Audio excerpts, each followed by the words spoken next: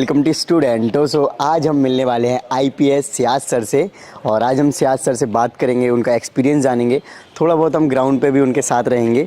और Ciaz sir अभी 2020 batch के आईपीएस ऑफिसर हैं और अभी उनका पोस्ट जो है एएसपी का पोस्ट है करंटली। तो जैसे ही आईपीएस की ज्वाइनिंग होती है एज आईपीएस ऑफिसर, तो किस तरीके से काम करना होता है, क्या क्या जिम्मेदारियां मिलती हैं, वो सारी हम सर के साथ डिस्कस करेंगे और उनका एक्सपीरियंस कैसा रहा एज अ आईपीएस ऑफिसर।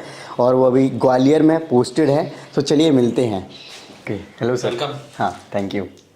कैसे? हाँ, एकदम बढ़िया सर। ओके, थोड़ा सा आप अपने बारे में बताएं कि आप कहाँ से बिलोंग करते हैं और सिविल सर्विसेज का आइडिया कैसे आया था, फिर मोटिवेशन कैसे मिला था आपको?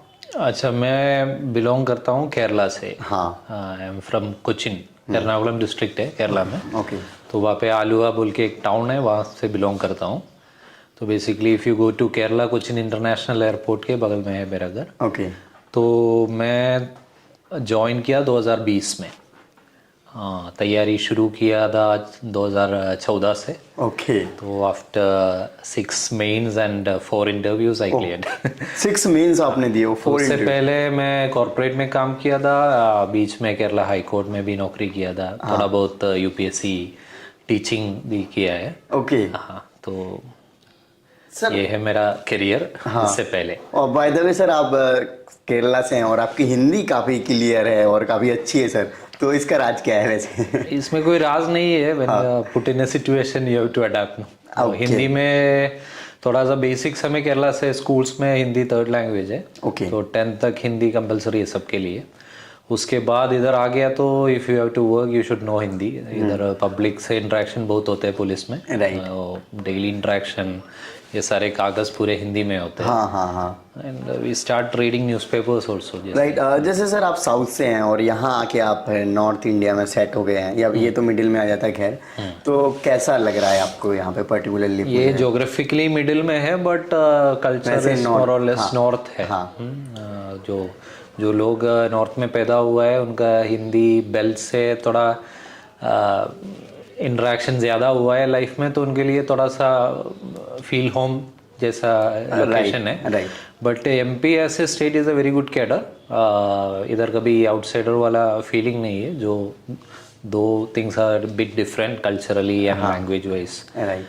But overall it's a good experience here. Okay friends, आप सभी के लिए गुड न्यूज़, अनअकैडमी लेकर आया है UCSC 4.0 Unacademy all India championship test. Friends, यहाँ पर आप जीत सकते हैं 100% तक के scholarship, amazing gifts and vouchers. Friends, ये जो टेस्ट है वो 17 दिसंबर को सुबह 11 बजे और शाम 5 बजे होने वाला है। और इसमें यूपीएससी सीएससी में जो क्वेश्चंस पूछे जाते हैं सेम जीएस के क्वेश्चंस पूछे जाएंगे और आप इसमें फ्री में एनरोल कर सकते हैं। स्टूडेंटों 10 कोड का यूज करें, लिंक वीडियो के डिस्क्रिप्शन में। फ्रेंड्स, ये इंडिया का सबसे बड़ा स्कॉलरशिप टेस्ट है। साथ ही साथ फ्रेंड्स, आप यहाँ पर ऑल ओवर इंडिया से जो एस्पिरेंट्स तैयारी कर रहे हैं यूपीएससी के, उनके साथ कॉम्पीट कर सकते हैं और जान सकते हैं कि आपकी प्रिपरेशन ऑल ओवर इंडिया में जो स्टूडेंट्स से तैयारी कर रहे हैं उनके साथ कैसी चल रही है। तो ये काफ़ी इंटरेस्टिंग चीज़ हो जाती है। साथ ही साथ फ्रेंड्स, यहाँ पे अगर आपकी अच्छी रैंक आती है तो आपको आर डे विथ वीडियो क्रेडिट्स, यानी कि एक दिन स्पेंड करने को मिलेगा आईएएस आईपीएस ऑफिसर्स के साथ, जैसे कि मैं वीडियो बनाता रहता हूँ। साथ ही साथ जो और अच्छी रैंक आती है इसके बाद जो कैटेगरी है boot camp, physically boot camp मिलेगा अनअकैडमी के टॉप एडुकेटर्स के द्वारा, जिनको आप यूट्यूब पर देखते रहते होंगे या फिर पढ़ते रहते होंगे। साथ ही साथ फ्रेंड्स, आपको मैकबुक जीतने का मौका मिल सकता है, आईपैड और गिफ्ट्स वाउचर एंड 100% तक की स्कॉलरशिप। सो फ्रेंड्स, अगेन मैं आपको रिमाइंड करा दूं, 17 दिसंबर को सुबह 11 बजे और शाम 5 बजे होने वाला है यूसीएससी 4.0। वीडियो के डिस्क्रिप्शन में लिंक है। फ्री में एनरोल होने के लिए स्टूडेंटों 10 कोड का यूज करें। सो कितना टाइम हो गया आपको यहाँ पे? अभी ग्वालियर में मेरा ट्रेनिंग हुआ था, हैदराबाद में एकेडमी में, एनपीए में, नेशनल पुलिस एकेडमी में। उसके बाद 6 महीने का हमारा डिस्ट्रिक्ट ट्रेनिंग होता है। फेज 1 के पास पासिंग आउट के बाद हम लोग एमपी पहुंच गया। तो 1 महीने भोपाल में रुका था। उसके बाद 5 मंथ्स आई वाज हियर। उस समय हमें असिस्टेंट सुपरिटेंडेंट ऑफ पुलिस बोल के एक पोस्ट, एएसपी ट्रेनी। उसके बाद वापस 3 महीने एकेडमी में। There after I got my first charge. तो फर्स्ट चार्ज यहाँ पे ग्वालियर एएसपी, इधर सिटी एसपी बोलते हैं। तो उधर से sub division in the city called Lashkar, उसका चार्ज है मेरे पास। उसके साथ साथ पूरे जिले का क्राइम ब्रांच का एक पोस्ट है, डीएसपी क्राइम बोल के, दोनों दिख रहा हूँ मैं। अच्छा, आपके पास 2 पोस्ट हैं? 2 पोस्ट है, 2। ये जगह का नाम तो लश्कर ए तैयबा जो कैसा है टेररिस्ट ग्रुप है उसके से मैच हो रहा है। Lashkar, all these terms are related to Mughal army. ये लश्कर, ये अभी जो आप बैठा है कोतवाल, कोतवाल is a Mughal officer. Okay, कोतवाली बोलते हैं। हाँ, गुजरात कोतवाली बोलते हैं ये बिल्डिंग को। Gujarat literally means chamber, kotwal's chamber है ये। ओके, तो अभी अब बैठे हैं कोतवाल्स चेंबर के एक हिस्से पे बैठे हैं आप लोग। ओके, तो ये काफी पुराना इंफ्रास्ट्रक्चर हाँ, है। ये area Gwalior is a historic city. यहाँ पे बहुत सारे राजा रह चुका है। तो very very locations here, many locations here are having old names. Right. आज आप ऑफिसर हैं, आईपीएस ऑफिसर, हर किसी का ड्रीम होता है आईपीएस या आईएएस ऑफिसर बने। तो सर, जब आपने इतनी ये जो लॉन्ग जर्नी, आपने 4 इंटरव्यू, 6 मेंस, लिटरली ये काफ़ी वास्ट जर्नी हो जाती है। आप किसी भी इवेंट अपने टाइम पे जब तैयारी कर रहे होंगे, मिलते होंगे स्टूडेंट, बोलते आप तो बहुत झेल लिए, हम तो इतना तैयारी झेल ही नहीं पाते, मतलब इतना तैयारी कर नहीं पाते। तो सर, कैसे अपने आप को मोटिवेट रखा और बैलेंस करके आज आप ऑफिसर बन गए हैं? एक तो मैंने ये गोल सेट किया था and I was actually living my life, this was a goal. I was working earlier, इसके बीच में शादी हो गया, बच्चा हो गया।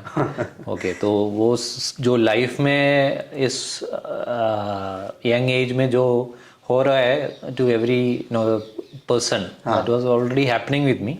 साथ साथ ये भी रहा। तो फर्स्ट अटेम्प्ट में I got through till interview, तो उससे थोड़ा पता चला कि हाउ थिंग्स आर।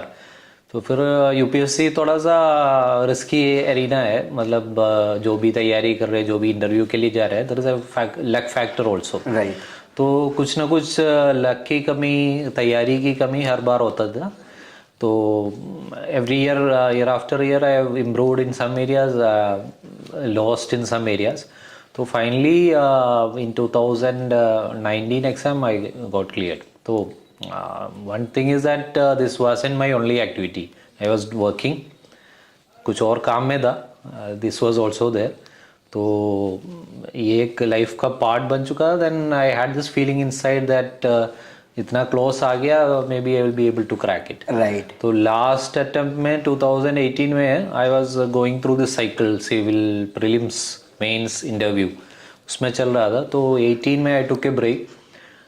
ब्रेक के बाद मैंने अपने नौकरी से छुट्टी लेके I started teaching.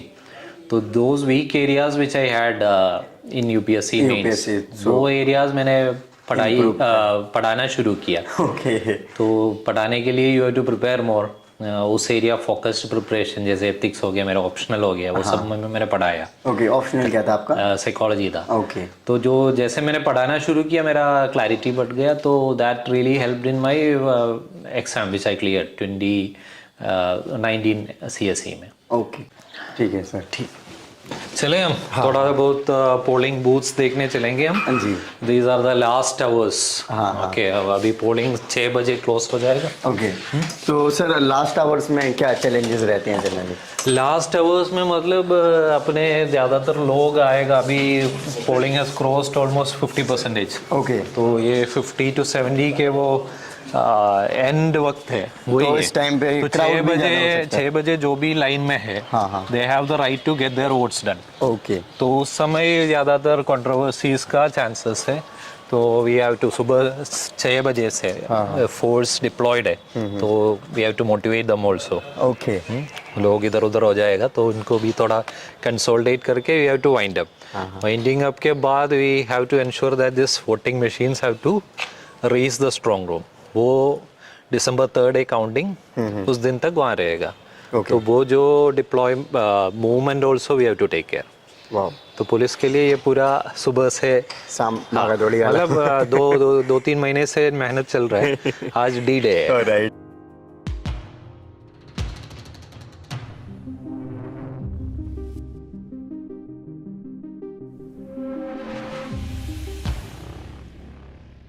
Okay sir, जैसे कि अभी आप इस एरिया में आए हैं तो पर्टिकुलरली एरिया डिसाइड होता है, ड्यूटीज जब लगती हैं कैसे मतलब काम होता है? नहीं, अपना ये जो लश्कर बताया ना वो सब डिविजन में 203 पोलिंग बूथ्स है। ये तो काफी ज्यादा हो गए। हाँ polling booths in the sense that ये पर्टिकुलर बिल्डिंग आप देख रहे हैं, हाँ उसमें 3 बूथ है। ओके तो हमने ऐसे डिवाइड किया है, मतलब ये इट कवर्स मेनली ग्वालियर दक्षिण, ग्वालियर साउथ का है लार्जली। 90% ग्वालियर साउथ का पोलिंग बूथ है। इसके अलावा ग्वालियर प्रॉपर का है, ग्वालियर ईस्ट का भी है कुछ। तो इसमें क्रिटिकल बूथ्स होते हैं, नॉन क्रिटिकल बूथ्स होते हैं। मतलब हमने जो दो पुराने तरीके से डिवाइड करा गया डिवाइड किया है। जो critical है तो ज्यादा focus उन पे करना क्रिटिकल है। इन द सेंस दैट पुराना कोई वायलेंस हुआ है, हाँ। मतलब अधिकतम पोलिंग एक पर्टिकुलर कैंडिडेट को है, कुछ क्राइटेरियन होते हैं। तो वो क्राइटेरियन के बेसिस पे हमने क्रिटिकल डिसाइड किया है एंड नॉन क्रिटिकल डिसाइड किया है।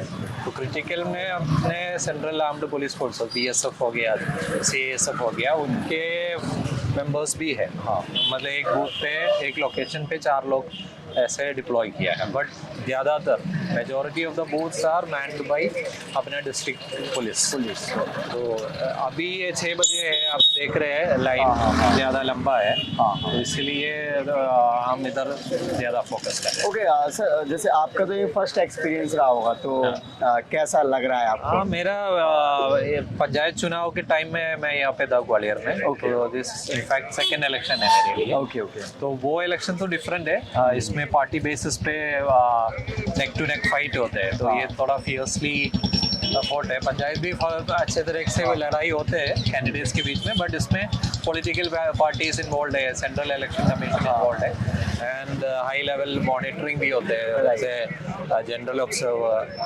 पुलिस का एक ऑब्जर्वर है, all are from outside MP. Okay तो पर्टिकुलरली आपको आपकी सर्विस जो इस एरिया में हुई है, क्या मेजर चैलेंजेस नजर आते हैं इस एरिया के अकॉर्डिंग? जैसे आप सेम पोस्ट पर अगर आप अपने स्टेट, होम स्टेट में जैसे कि आपका केरला है, वहाँ सर्व कर रहे होते तो वहाँ से मुझे लग रहा है डिफरेंट तो ऑब्वियसली होगा। हाँ, हर एक जगह का कुछ स्पेशलिटीज है। लोगों का एजुकेशनल लेवल मैटर करते हैं, स्टेट का इंफ्रास्ट्रक्चर मैटर करते हैं, और इकोनॉमिक डेवलपमेंट मैटर करता है। Economic development is a very big factor. हाँ तो उसके अनुसार पुलिसिंग भी डिफरेंट है, सोसाइटी डिफरेंट है। सोसाइटी का ही हिस्सा है पुलिस, मतलब ये जो members of the force they are from the society, तो इनका सोच विचार सब भी है वो लेके आ रहे हैं फोर्स में। तो ये सारे लोग who are coming from different backgrounds, उनको हम ट्रेन करके we are making them together as a force. The MP police is an organisation. जैसे कि ये चंबल का एरिया माना जाता है सर, तो आपको पर्टिकुलरली अभी लग रहा है कि जो चंबल के डाकू होते हैं या फिर जो क्राइम एक्टिविटीज जो पहले अगर हमने देखा जाए, हमारे जो लोग बताते हैं, फिर इतिहास जो बताता है, तो उसमें देखा जाता है कि यहाँ पे ऐसे तत्व ज़्यादा पाए जाते थे जो कि पुलिस के लिए, फिर समाज के लिए सही नहीं होते थे। तो क्या अभी भी वो चीज़ें एग्जिस्ट करती हैं, डाकू टाइप या फिर लड़ाई झगड़े की प्रवृत्ति लोगों में? डकैती ऐसे क्राइम, 5 लोगों के ऊपर एक रॉबरी कर रहे हैं तो हम अभी भी डकैती मानते हैं। बट चंबल के जो हिस्ट्री है और हिस्ट्री ऑफ डकेट्स, तो कुछ लोग उनको डकेट नहीं रिबेल्स मानते हैं, बागी लोग हैं। मतलब कुछ सोसाइटल कारण से they have removed themself from the society, started robbery और डकेटी। उसमें रिवेंज एलिमेंट होते हैं, हेट एलिमेंट होते हैं, अपने कास्ट आइडेंटिटी से जुड़े हुए हैं। बहुत बहुत अलग अलग कारण है। As a person from outside, मैं तो जब ग्रोइंग अप स्टेज में इधर के बहुत सारे डाकू, even they are famous in south as well. मतलब इनका वो जो क्या बोलते हैं, फोक हीरोज टाइप का इमेज बन चुका तो वो आपके यहाँ भी तो लोग अभी भी आप देख रहे हैं, there is no big dacoit in Gwalior Chambal area. पूरे डेकोइटी ऑलमोस्ट एंड भर चुका है, हो चुका है। Many people have joined main stream politics also, but वो डेकोइट्स के लिए फैन फॉलोइंग, उसका वो जो पॉपुलैरिटी अभी भी है।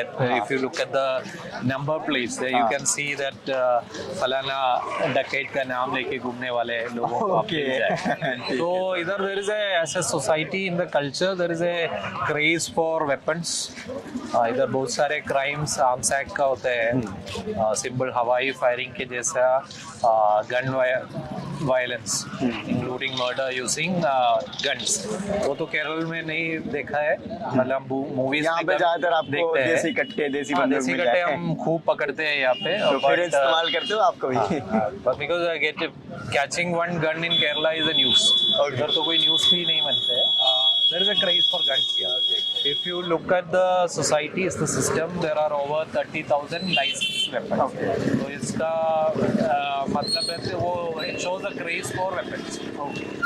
तो आप जब से सर्व कर रहे हो या फिर आपके जो सीनियर हैं, इन चीज़ों को कम करने के लिए आपने क्या ऐसे कदम उठाए हैं या फिर आपने कभी सोचा है कि मैं ऐसी चीज़ें करूँगा तो सो दैट कि मतलब इसमें पुलिस से ज़्यादा society itself has to evolve. हाँ, मतलब पुलिस को एनफोर्समेंट से ये गन क्रेज एंड नहीं होता हाँ। है, it's part of the customs and the traditions of the society. हाँ। तो थोड़ा बहुत एजुकेशन से, बिकॉज आई हैव सीन छोटे बच्चे शादियों में ये फायरिंग के बीच में मर चुका है, they get killed in celebratory firing, मतलब वो कैसे होते हैं फिर भी ये कंटिन्यू रहते हैं। तो ये चीज़ पुलिस ने एफआईआर किया, आदमी को सजा मिल गया, उससे नहीं रुक पाते हैं। इसका एजुकेशन से वो माइंडसेट बदलना चाहिए कि this is not good for the society. Right. जैसे बहुत सारे जो चीज़ हमारे समाज में थे which we have eradicated, understanding that ये समाज के लिए अच्छा नहीं है, तो ऐसे गन कल्चर और क्रेज फॉर गन वायलेंस वो भी ऐसे स्लोली बदलते रहेंगे। अभी यहाँ भी बदलाव हो रहा है, it's not like that it is stagnant. ये लोगों का क्रेज कम हो रहा है, गन वायलेंस के बारे में लोग ज़्यादातर अवेयर हो रहे हैं, but it's a very slow process here in this part of the state. मैंने तो एमपी का यही पार्ट देखा है, I don't know about other region, but as far as I know there is a little more affinity towards weapons in this area, guns, but बाकी जगह पे भी है, there are areas where it is being made, okay, Malwa region में, but mostly इधर वो society में वो क्या बोलते हैं फैड और fan following for gun trotting, insta में रील डालना, फेसबुक में रील चलाना, वो थोड़ा ज्यादा है, वो थोड़ा society is changing, little work is needs to be done, उसमें पुलिस अकेला कुछ नहीं कर पाए, Right. Should be a team effort. Right sir, जैसे कि अभी आप आईपीएस ऑफिसर हैं, आपके साथ इतनी सारी पुलिस फोर्स है, तो जो पावर है एक्चुअल में कई लोगों का होता है कि यूपीएससी हम क्रैक कर लेंगे, वो पावर और वो इज्जत और वो क्या कहते हैं ना जो फीलिंग्स, वो सब मिलेगा, तो वो आप कैसे? नहीं, वो मूवी वाला वो क्या बोलते हैं, रील में जो दिख रहा है वो रियल से बहुत, आपने बोला बहुत सारे पुलिस फोर्स है, आप काउंट कर सकते हैं, you can count in with your hands. मतलब इतने सारे पोलिंग बूथ्स है, we are actually very less in number, but we are still managing. तो जैसे फिल्म में दिख रहे हैं आईपीएस ऑफिसर आ गया, लोगों को मारते हैं, ऐसा कुछ नहीं है। Things are lot of factors are involved, lot of stakeholders, people, politicians होते हैं, पब्लिक होते हैं, पब्लिक का मेंबर्स होते हैं, ट्रेडर्स होते हैं, बहुत सारे। ये तो आप पूछ रहे थे इस एरिया का, इधर trading community is very active, vibrant है, ये तो एक मार्केट एरिया है, मार्केट हो गया। और आप जो ये देख रहे हैं थोड़ा ह्यूमन इनहेबिटेशन है, जिसमें कुछ कॉलोनीज तो ऐसे एंग्रोज्ड लैंड पे है, तो कुछ तो ऐसे स्प्रेड आउट हो चुका है विदाउट बेसिक नेसेसिटीज। तो आप जो देख रहे हैं ड्रेनेज वगैरह, तो प्रॉब्लम्स तो है, तो it's not as you see in films. मैं पहले आपको बता दिया, यहाँ पे बैकग्राउंड आपको अच्छा नहीं लगा, ठीक है। तो इस कंडीशंस में रह के विद इन द लिमिटेशंस हम कितने अच्छे सर्व कर सकते हैं, वो मैटर करते हैं। तो आप जो भी इंटरेस्टेड है, they have to understand that reel में जो दिख रहा है it is very different from real, and it is challenging, real is challenging.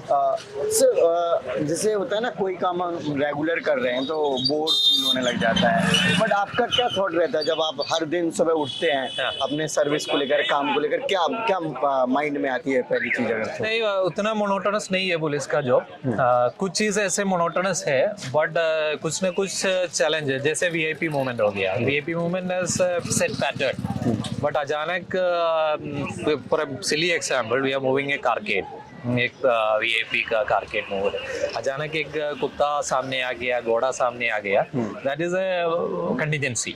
तो ऐसे चैलेंजेस हर काम में, हर टास्क में भी होते हैं। पर क्राइम्स तो is a very crime prone area, crime की नंबर्स हाई है, तो अलग अलग तरह का क्राइम होते हैं। तो if you look at the cyber crime daily basis पे मैनेजेबल नंबर से ज्यादा क्राइम हो रहे हैं, तो आवर हैंड्स आर फुल। तो ऐसे बोरिंग नहीं है, मेहनत ज्यादा है। राइट।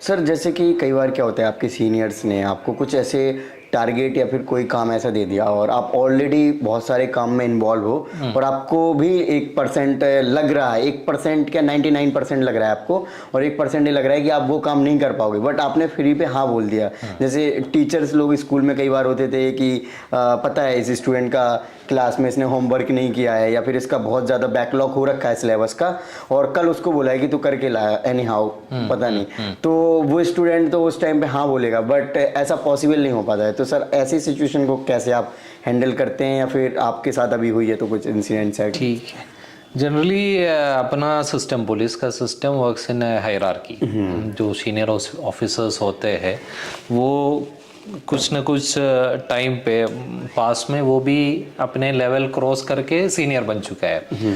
तो generally they know what happens at the lower level. जब मैं एसपी हूँ, तो मेरा एसपी हो, आईजी हो, एडीजी हो, they were at one point of time मेरे ये प्रोसेस से वो जा चुका है, and they are well aware of कितना रिसोर्सेस अवेलेबल है in terms of time, energy and all that. तो फिर भी वो बोलेंगे तुम ये काम करो, वो तो मैं भी बोल दूंगा, मना नहीं करूँगा, अनलेस इट इज़ ए मतलब अनलॉफुल थिंग, हम मना नहीं करेंगे, वी विल से हो जाएगा टाइप का, we will say yes yes we will try our best. तो उसके बाद हम we will definitely try our best, but उस समय our plate must be full, 10 काम और होगा। तो इसमें generally what we do is that we prioritise. Right. Prioritising is a part of everyday policing. तो कांस्टेबल से लेके ऊपर तक ये काम करते हैं, बिकॉज इतना सारा काम होते हैं। मतलब मैं पहले कॉर्पोरेट में रहा था, इतना जो अपने पास काम आते हैं, there is a manageable limit. Okay but when you are in public service you are dealing with the population, and India is a very populous country. Right. तो इधर इतना complaints आते हैं which are beyond your manageable numbers. Okay. तो हम एक एक शिकायत देख लेंगे and we prioritize. कोई महिला का शिकायत है, कोई वो है, तो सेम प्रायोरिटाइजेशन कौन करेगा? हायर अप्स भी करेगा। वो इसके अनुसार आपको बोल देंगे। तो इमीडिएट कोई इमरजेंसी है, somebody's life is in danger और somebody life and property is in danger, ऐसे केसेस में वो बोल देंगे तुरंत जाओ, तुम वो कर दो, ये कर दो। वो we will try our best to deal with the situation. अभी आप सुबह से इलेक्शन देखा है, कई जगह से ऐसे ऐसे पॉइंट आए थे, इधर से ये शिकायत आ रहे, उधर लोगों को वोट करने नहीं दे रहे। तो ऐसे पॉइंट में हम तुरंत पहुंच जाते हैं और सिचुएशन निपटाते हैं। कुछ समय हम we were not able to address it on time. तो वो limitations to a great extent अपने अधिकारी भी अपने higher ups भी समझ सकते हैं। राइट। सर कुछ ऐसी डेली प्रैक्टिसेस वगैरह होंगी जो आप अपने आप को इम्प्रूव करने के लिए या फिर अपनी आपकी ग्रूमिंग के लिए कुछ ऐसी चीज़ें करते हैं जो कि मतलब ऑफिसर लोग सोचते हैं कि यार वो हम लोगों से बहुत एडवांस हैं और काफ़ी नॉलेज होती है उनके पास और वो काफ़ी एक्स्ट्रा होते हैं, तो वो काइंड ऑफ मतलब हर कोई सोचता है, तो कुछ ऐसा करते हैं जो अलग हो, जो general you mean hobbies type? हाँ, actually it depends on person to person. मतलब हर एक व्यक्ति का वर्क स्टाइल, लाइफ स्टाइल के बेसिस पे है। तो if you take the case of an IPS officer, the way I see it is that शुरुआत के जो ईयर्स है वो थोड़ा लर्निंग फेस है। मतलब उस समय काफ़ी बिजी भी रहते हैं। Because, आप देख रहे होगी कि जो अपने काउंटर पार्ट्स है, मतलब जो स्टेट सर्विसेज से आया हुआ है, तो जो प्रमोशन के बेसिस पे अपने लेवल पे उनका तो एक्सपीरियंस इतना वाइड है। राइट। हम लोग तो बस प्राइवेट नौकरी किया, उसके बाद एक एग्ज़ाम क्लियर हो गया, वो लगभग 2 साल का ट्रेनिंग के बाद, मतलब जो आइडियल चीज़ ट्रेनिंग सेंटर में सीखे तो फील्ड में आया है। तो हमारे लिए तो बहुत सारे ऐसे चीज़ सीखने लायक है। बट सर आप भी कहीं ना कहीं 6 साल आपने प्रिपरेशन को दिया, 4 मेंस और 4 इंटरव्यू 6 मेंस देकर आए हैं सर, तो ये भी तो एक बहुत वो तो एक्सपीरियंस है। But when it comes to policing, मैंने कभी मर्डर नहीं देखा है। राइट। कई बार जैसे मैंने और भी इंटरव्यू किए तो कहते हैं कई बार कांस्टेबल बहुत अच्छी इन्फॉर्मेशन दे देते हैं जो कि हम ऑफिसर के लिए बहुत हेल्पफुल होती है और हमें पता नहीं होता है ऐसे। Basically IPS officers who do well are good managers. मेरे वो है, हु नोज वेयर टू, मतलब किससे क्या काम निकालना है, वो जानते हैं किस आदमी को कहाँ लगाना है। राइट। जैसे सर ऑफिसर जो होते हैं उनकी फिजिकल कैपेसिटी को कम देखा जाता है ऑफिसर लेवल पे, और उनका देखा जाता है कि उनका माइंड किस तरीके से काम करता है। तो एक्चुअल में सर ये चीज़ें फील हुई हैं आपको सर्विस में कि ऑफिसर का जो माइंड है, उसका प्लानिंग है या फिर उसके डिसीजन लेने की पावर है, ये काम आता है, और वो आने में मतलब ट्रेनिंग इतनी हेल्प करती है या फिर ओवर द टाइम ये चीज़ ट्रेनिंग हेल्प करते हैं। उसके अलावा एक्सपीरियंस से बहुत सारे, ये हमारे बीच में ये कहावत है, the chair will teach you many things. Okay. तो ये चेयर पे आने के बाद शुरुआत में बहुत सारे things I didn't know, but बाद में ये हम थोड़े थोड़े पता चलते हैं क्या क्या कैसे मैनेज करना है। जैसे मैं बाहर से आया हूँ, केरला से, तो this entire geography is unfamiliar to me. तो शुरुआत में मैं I used to compare it with Kerala standards, तो बहुत सारे चीज़ बहुत ओड लगा था। फिर I get used to it. Right. यहाँ पे क्या क्या प्रायोरिटीज है। राइट। तो मतलब मैं गाँव में हूँ, गांव में 4 लोग एक मोटरसाइकिल में जा रहे हैं, तो हर एक मोटरसाइकिल को मैंने रोक दिया, तो मेरे लिए और कोई काम के लिए टाइम बचा नहीं है। मतलब उधर पब्लिक ट्रांसपोर्ट नहीं है, आदमी को मूवमेंट करने के लिए कोई ऑप्शन ही नहीं है। तो कुछ चीज़ ऐसे प्रायोरिटाइज करना पड़ता है हर जगह। ओके। सर एक यूपीएससी टॉपर हैं, मैंने उनकी एक क्लिप देखी थी इंस्टाग्राम पे जो कि काफ़ी वायरल हो रही है इस टाइम पे। वो कहते हैं कि मुझे कोई भी एग्ज़ाम बता दो और टाइम बता दो, और वो जो किताब होगी मतलब मैं निकाल दूंगा एग्जाम, मतलब इतना मेरे को कॉन्फिडेंस है कि मैं पढ़ के वो निकाल ही दूंगा, ऐसे कुछ है करके। तो सर आपको इतना लॉन्ग टाइम लगा, तो क्या आप एक्चुअल में सोचते हो कि कोई भी एक नॉर्मल स्टूडेंट है उसे ये किताबें बता दो और एग्जाम का टाइम बता दो, तो वो सच में निकाल सकता है या फिर और भी चीज़ें मैटर करती हैं? Maybe some people are very good, उतना इंटेलिजेंट होगा that they are so confident that they can clear the exam. Sir exactly जैसे इंटेलिजेंट की आप बात कर रहे हैं, तो जैसे आज मैं यूपीएससी की प्रिपरेशन करने जाऊं तो मैं कैसे जस्टिफाई करूं कि मैं यूपीएससी के लिए बना हूं और मैं इंटेलिजेंट हूं, मैं एग्जाम निकाल सकता हूं? मतलब जनरली तो आप देखते ही होंगे कि आपको भी लोग बोलते होंगे आप इंटेलिजेंट हैं, आप इजीली निकाल लेंगे, बट आप भी इतने सारे अटेम्प्ट किए और फाइनल स्टेज तक जा रहे, फिर जीरो से स्टार्ट कर रहे। ऐसा कोई बात नहीं है, इंटेलिजेंस की बात नहीं है। There are far more better people, better smart intelligent people who didn't clear this examination. तो हर एक एग्जामिनेशन का एक पैटर्न है which will choose the person, right, है ना। तो मेरे लिए ये पर्टिकुलर एग्जाम, इसलिए मैं I used to tell my students that this is not the end of life UPSC. मतलब मेरे बहुत सारे स्टूडेंट्स हैं who are very brighter than many people who are already in service, right? But वो कुछ कारण से they were not able to crack prelims. मुझे ऐसा लगा कि कुछ लोग ऐसा है कि वो prelims qualify किया तो they would have reached service, but for some reason ये 4 ऑप्शन वाला उनको सूट नहीं करते हैं। तो it depends on the exam and the person. ऐसा कोई वो रूल नहीं, दिस इज द क्या है फाइनल टेस्ट, अग्नि परीक्षा है ये। राइट। जैसे सर आपके ये अटेम्प्ट हो गए हैं इतने सारे, तब जाके आपको सिलेक्शन मिला, करीब 6 अटेम्प्ट आपने दे दिए, तो एग्जैक्टली हम गिने तो 6 साल तो कम से कम आपने दिया ही है इसमें। सर जनरली लोग सोचते हैं कि 2-3 अटेम्प्ट में हो जाना चाहिए और 6 साल बर्बाद करने का कोई सेंस बनता नहीं है। तो सर आपने जैसे आपने बताया टीचिंग आप करने लग गए थे, तो नॉर्मल स्टूडेंट्स के पास और क्या अपॉर्चुनिटीज़ हो सकती हैं इफ़ अगर वो एग्ज़ाम क्लियर नहीं करते हैं? बहुत सारे अपॉर्चुनिटीज है, मतलब generally what happens is that आप लोग भी इंटरव्यू किसकी लेते हैं, टॉपर्स का लेते हैं। हाँ। जो आई हैव नोन पीपल वो मेरे से ज़्यादा अटेम्प्ट्स हर बार इंटरव्यू तक जाते हैं but they were not able to clear it. तो ऐसे लोगों को इंटरव्यू कभी नहीं हम पढ़ते हैं, but they are very good in their area. Some people I know of a doctor who later MBBS था, वो बहुत बार ट्राई किया but later on he tried in Harvard और something, masters in medical policy और something, वो उस field में अच्छा काम कर रहे हैं। कुछ लोग they have become good teachers, या बी एन अकेडमी जैसे प्लेटफॉर्म्स आ गया, they have turned into teaching and they are doing good.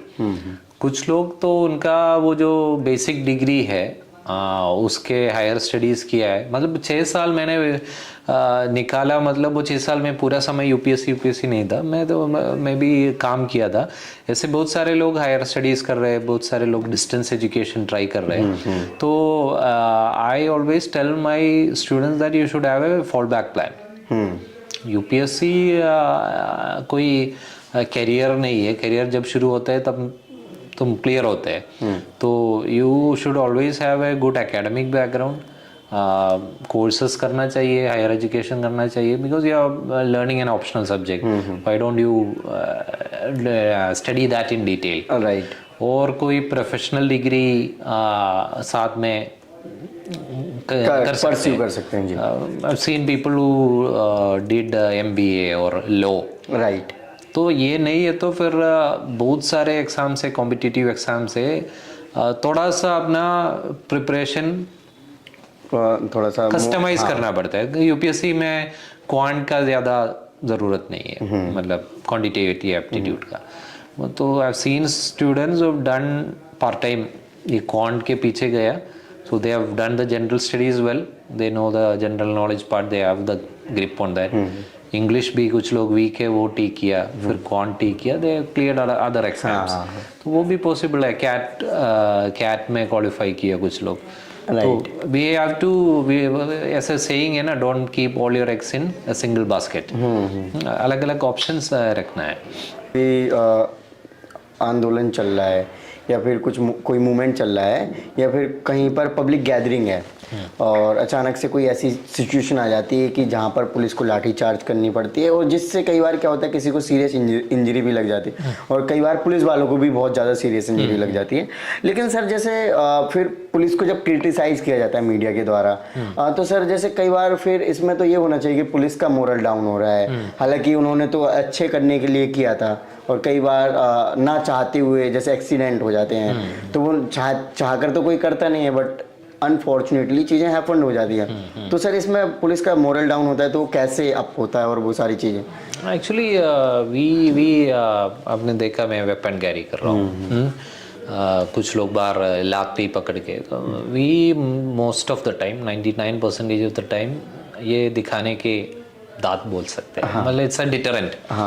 Weapon carry करने मतलब हम हर बार फायर करेंगे, नहीं है, ऐसा नहीं है, we fire only when it is absolutely necessary.